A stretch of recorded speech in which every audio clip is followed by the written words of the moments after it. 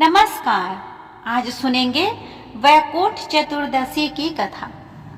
वैकुंठ चतुर्दशी की पुराणों में प्रमुख रूप से 3 कथाएं मिलती है, जिसके बारे में कहा जाता है कि इन्हें वैकुंठ चतुर्दशी के दिन पढ़ने से या सुनने से 14,000 पाप कर्मों का दोष मिट जाता है। तो आइए वैकुंठ चतुर्दशी पर प्रचलित प्राचीन कथा में से पहली कथा को सुनते हैं।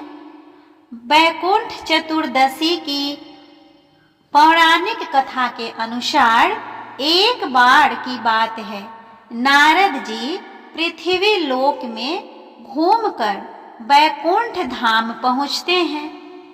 भगवान विष्णु उन्हें आदर पूर्वक बिठाते हैं और प्रसन्न होकर उनके आने का कारण पूछते हैं। नारद जी कहते हैं, हे प्रभु, आपने अपना नाम कृपा निधान रखा है, इससे आपके जो प्रिय भक्त है वही तड़पाते हैं। जो सामान्य नर नारी है वह वंचित रह जाते हैं। इसीलिए आप मुझे कोई ऐसा सरल मार्ग बतलाइए जिससे सामान्य भक्त भी आपकी भक्ति कर मुक्ति पा सके। यह सुनकर विष्णु जी बोले, हे नारद, मेरी बात सुनो। कार्तिक शुक्ल पक्ष की चतुर्दशी को जो नर नारी व्रत का पालन करेंगे और श्रद्धा भक्ति से मेरी पूजा अर्चना करेंगे, उनके लिए स्वर्ग का द्वार साक्षात खुले रहेंगे। इसके बाद विष्णु जी जय विजय को बुलाते हैं और उन्हें कार्तिक चतुर्दशी को स्वर्ग के द्वार खुला रखने का आदेश देते हैं। भगवान विष्णु कहते हैं कि इस दिन जो भी भक्त मेरा थोड़ा सा भी नाम लेकर पूजा करेगा वह वैकुंठ धाम को प्राप्त करेगा। वैकुंठ चतुर्दशी के कथा के अनुसार दूसरे कथा में पौराणिक मतानुसार एक बार भगवान विष्णु देवादिदेव महादेव का पूजन करने के लिए काशी आए। वहां मणिकर्णिका घाट पर स्नान करके उन्होंने 1000 स्वर्ण कमल पुष्पों से भगवान विश्वनाथ की पूजन का संकल्प किया। अभिषेक के बाद जब वे पूजन करने लगे तो शिवजी ने उनकी भक्ति की परीक्षा के उद्देश्य से एक कमल पुष्प कम कर दिया। भगवान श्री हरि को पूजन की मूर्ति के लिए 1000 कमल पुष्प चढ़ाने थे। एक पुष्प की कमी देखकर उन्होंने सोचा, मेरी आंखें भी तो कमल के ही समान हैं, मुझे कमल नयन और पुंडरीकाक्ष कहा जाता है। यह विचार कर भगवान विष्णु अपनी कमल समान आंख बढ़ाने को प्रस्तुत हुए।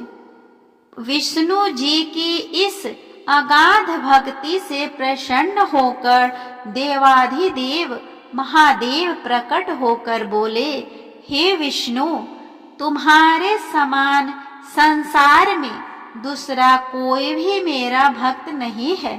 आज की यह कार्तिक शुक्ल चतुर्दशी अब वैकुंठ चतुर्दशी कहलाएगी और इस दिन व्रत पूर्वक जो पहले आपका पूजन करेगा उसे वैकुंठ लोक की प्राप्ति होगी। भगवान शिव ने इसी वैकुंठ चतुर्दशी को करोड़ों सूर्यों की कांति के समान वाला सुदर्शन चक्र विष्णु जी को प्रदान किया। शिव जी तथा विष्णु जी कहते हैं कि इस दिन स्वर्ग के द्वार खुले रहेंगे। मृत्यु लोक में रहने वाला कोई भी व्यक्ति इस व्रत को करता है, वह अपना स्थान वैकुंठ धाम में सुनिश्चित करेगा। इसी तरह इससे संबंधित तीसरी कथा के अनुसार धनेश्वर नामक एक ब्राह्मण था जो बहुत बुरे काम करता था।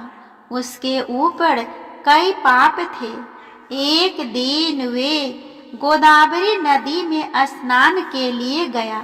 उस दिन वैकुंठ चतुर्दशी थी।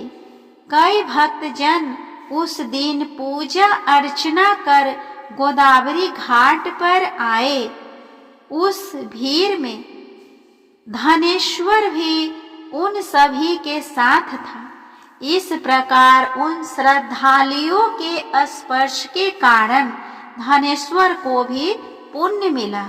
जब उसकी मृत्यु हो गई तब उसे यमराज लेकर गए और नरक में भेज दिया।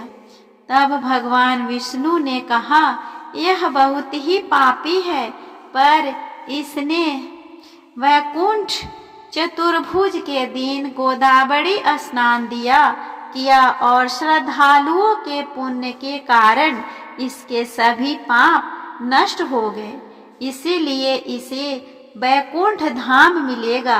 अतः धनेश्वर को वैकुंठ धाम की प्राप्ति हुई। इस तरह हमने सुना वैकुंठ चतुर्दशी के शुभ अवसर पर इससे जुड़ी महत्वपूर्ण कहानी। यह व्रत कथा आपको कैसा लगा प्लीज कमेंट करके बताएं, और अगर अच्छा लगा हो तो कमेंट बॉक्स में राधे कृष्णा लिखना ना भूलें। तब तक के लिए मिलते हैं अगले वीडियो पे।